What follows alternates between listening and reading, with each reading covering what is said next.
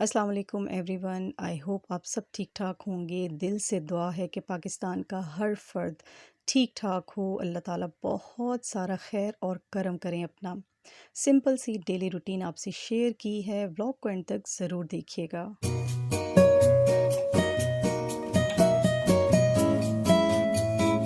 Laundry मैं करती हूँ डेली बेसिस पे, लेकिन काफ़ी टाइम हो गया है मेरी वॉशिंग मशीन बिल्कुल सेट नहीं हो रही।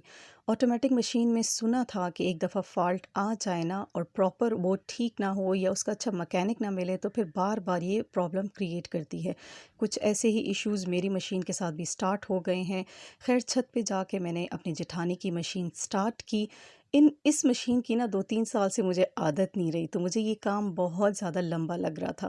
पहले जी पानी भरें, उसके बाद फिर स्टार्ट करें, फिर एक-एक राउंड के लिए आप वेट करें और बस बहुत ही लंबा एक प्रोसीजर मुझे लग रहा था। ख़ैर मैं डेली बेसिस पे कपड़े धोती हूँ तो इतना ज़्यादा मसला नहीं होता, कपड़े जमा नहीं होते।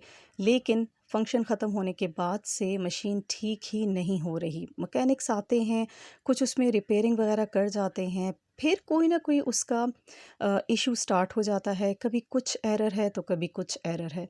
बारिश मुस्तकिल लगी हुई थी और साथ-साथ मैं कपड़े भी धो रही थी। मौसम बहुत खूबसूरत था, लेकिन इन बारिशों ने इतना भी डरा दिया है ना, जो लास्ट वीक हालात रहे हैं हमारे मुल्क के, जो सैलाब की कंडीशन थी, सच में बादल आते हैं तो मुस्तकिल यही दुआ दिल से निकलती है कि अल्लाह ताला अपना करम करें और इस पानी को हमारे लिए ज़हमत ना बनाएँ।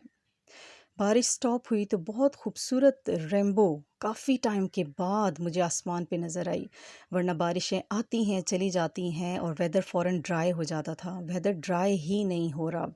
हर जगह पानी खड़ा है, बहुत ज़्यादा हर फ़र्द का नुकसान हुआ है, किसी का जानी किसी का माली। अल्लाह ताला से दुआ है कि वो अपना करम कर दें, हालात बहुत जल्द बेहतर हो जाएं। यहाँ ओट्स और नीम को मैंने ड्राई करने डाला हुआ था। मैं ओट्स हमेशा ज़्यादा लेके आती हूँ, लेकिन टाइम टू टाइम ये इस्तेमाल हो जाते हैं। इस दफ़ा बिल्कुल इस्तेमाल नहीं हुए और मुझे फ़ील हो रहा था इसके अंदर थोड़ी नमी सी आई हुई है, तो इसको मैंने ड्राई करने यहाँ पे डाल दिया था। नीम मैं बहुत ज़्यादा इस्तेमाल करती हूँ, स्पेशली बॉक्सेस में, कबर्ड्स में, ड्रॉर्स वग़ैरह में, ताकि कोई भी कीड़ा पैदा ना हो। लेकिन मुझे लग रहा था कि ये नीम हमने सही से ड्राई नहीं की थी, यूँ ही शॉपर में इसको बंद कर दिया था, तो इसके अंदर भी मुझे जाला सा लग रहा था। अब ये जब तक ड्राई नहीं हो जाते अच्छी तरह तो इनको वापस बॉक्सेस में नहीं डालूँगी, क्योंकि फिर दोबारा से ख़राब हो जाएँगे। क्लिप्स को मैंने जाके छत पे कपड़ों को लगाना था, लेकिन मैंने देखा कि इनके अंदर भी बहुत ज़्यादा नमी आई हुई है। मानसून का महीना ऐसा है ना कि हर चीज़ को फंगस लगने लग जाता है अंदर ही अंदर, और नमी अपने आप आती रहती है। तो इनको भी यहाँ मैंने बास्केट में डाल दिया था ताकि अच्छे से ड्राई हो जाएँ। साथ-साथ स्कूल की तैयारी भी चल रही थी, सबके यूनिफ़ॉर्म प्रेस हो गए थे, लेकिन दिल में यही खौफ़ था कि दोबारा बारिश ना आए और ऐसा पानी ना आए जो हमारे लिए ज़हमत बन जाए, बच्चे अपनी एजुकेशन कंटिन्यू करे रखें। रात के खाने में मुझे बनानी थी गोभी, लेकिन गोभी इस हद तक गंदी थी ना कि इसको साफ़ करते-करते बड़ा टाइम लग गया था। वैसे भी सब्ज़ियाँ इतनी नाज़ुक होती हैं, कहीं ज़्यादा पानी इनको लग जाए या मौसम ठीक ना हो तो जल्दी ख़राब हो जाती हैं। और अब की जो कंडीशन है पता नहीं उसमें सब्जियां ठीक से मिलती भी हैं कि नहीं, तमाम फसलें भी ख़राब हो चुकी हैं। खैर मेरा दिल नहीं कर रहा था गोभी को सालन वाला बनाने का या किसी भी तरीके से उसको नॉर्मल सालन की शक्ल देने का दिल नहीं कर रहा था। मैंने सोचा क्यों ना इसके पकोड़े बनाते हैं। आलू बैंगन के तो हम लोग खाते हैं, अब गोभी इतनी सारी आई है तो चलो इसी के पकोड़े इंजॉय करते हैं। थोड़ा-सा बेसन लिया, हाफ़ गोभी के मैंने पकोड़े बना लिए थे, हाफ़ गोभी मैंने बचा ली थी, अगर सालन वाली बच्चे माँगेंगे तो जल्दी से वो बन जाएगा। लेकिन मुझे बड़ी हैरानी हुई कि किसी ने भी डिमांड नहीं की कि प्याज़ टमाटर के साथ आप गोभी बनाती या गोश्त में डालती, किसी की कोई डिमांड ही नहीं आई। सब ने ये पकोड़े बड़े ही एन्जॉय किए। काफ़ी टाइम के बाद बने थे, आई थिंक रमज़ान के बाद मैंने ट्राई ही नहीं किए पकोड़े। रमज़ान में आप इतने ज़्यादा खा लेते हैं ना कि दिल बिल्कुल भर जाता है, और हमारे घर में डेली बेसिस पे बनते हैं रमज़ान में। सो काफ़ी टाइम के बाद जब ऐसे फ्राइड आइटम बनता है ना तो बड़े क्या बच्चे भी बहुत शौक से खाते हैं।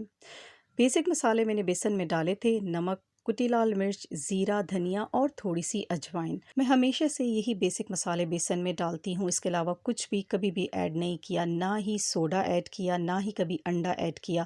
بہت مزے کے سافٹ اندر سے سافٹ اوپر سے کرسپی پکوڑے بنتے ہیں، چاہے آلو کے ہوں، چاہے پیاز کے ہوں، چاہے بینگن کے ہوں، کسی بھی چیز کے میں بناؤں نا تو یہی بیسک میرا بیٹر ہوتا ہے۔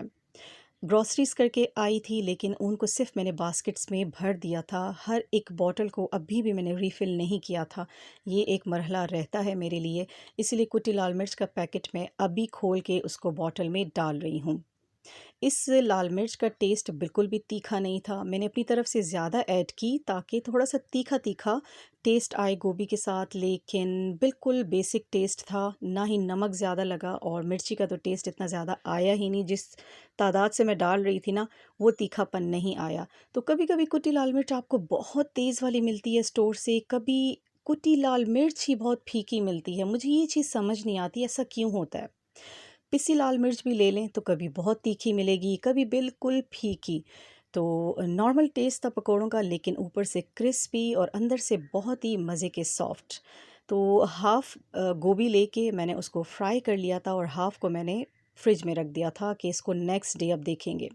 خیر یہاں دیر بھی ہو رہی تھی، آئی تھنک 9 بج گئے تھے مجھے یہ کام کرتے کرتے، اور مزیدار پکوڑے ہمارے تیار ہو گئے ہیں۔ اچھا یہ لاسٹ والی پلیٹ تھی، اس کے ساتھ ساتھ جتنے بھی بن رہے تھے نا گرم گرم سب کھائے جا رہے تھے، تو یہ لاسٹ والی پلیٹ میں نے بچا لی تھی کہ تھوڑا سا مجھے دکھانے دو کہ میں نے پکوڑے بنا لیے ہیں، کیونکہ بہت انکمپلیٹ لگتا ہے، آپ نے اتنی محنت کی، اتنی محنت سے سارا کام کیا اور اینڈ پہ جب پریزنٹیشن دینے لگتے ہیں تو چیز ہی غائب ہو۔ سو یہاں پہ میں نے ایک پلیٹ روک لی تھی کہ تھوڑا سا سین اس کا شوٹ کر لوں، اور ساتھ میں گرم گرم چائے بھی بن گئی تھی۔ پکوڑے اینڈ چائے دونوں کا تال میل ہی الگ ہے۔ اوکے جی، لیتے ہیں آپ سے اجازت، ملوں گی نیکسٹ ولاگ میں۔ دعاؤں میں یاد رکھیے گا، سب کے لیے دل سے دعائیں کیجیے گا، اپنا بہت سارا خیال رکھیے گا۔ ٹیک کیئر اینڈ اللہ حافظ۔